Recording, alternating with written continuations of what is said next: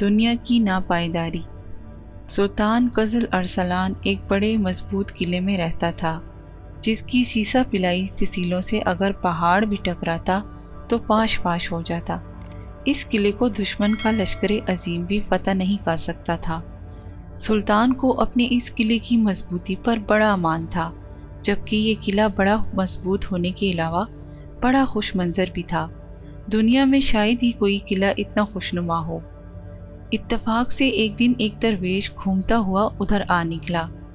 بادشاہ کو معلوم ہوا تو اس نے درویش کو شرف فاریابی بخشا اور پوچھا، درویش بابا، آپ نے ساری دنیا کی سیر کی ہے، نگر نگر گاؤں گاؤں گھومے پھرے ہیں، یہ بتائیں کہ اس سے مضبوط اور خوشنما قلعہ کہیں دیکھا ہے؟ سلطان کے لب و لہجے میں تکبر، نخوت اور غرور تھا۔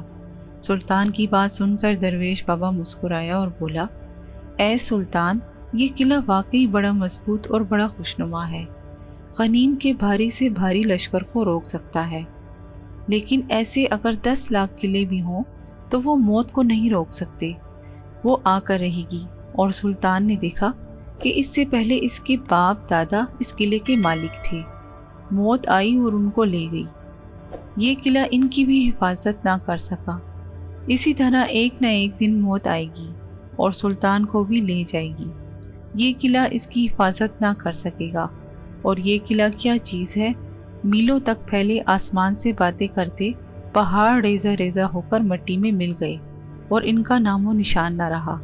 سلطان، جو چیز آج ہے اور کل نہ ہوگی، اس پر مان کیوں کرتا ہے؟ تکبر اور غرور کیسا؟ اس حکایت میں دنیا کی بے ثباتی اور ناپائیداری کو ظاہر کیا گیا ہے۔ دنیا ہی کو سب کچھ نہیں سمجھ لینا چاہیے، بلکہ ایسا کرنا خود اپنے آپ سے فریب کرنا ہے۔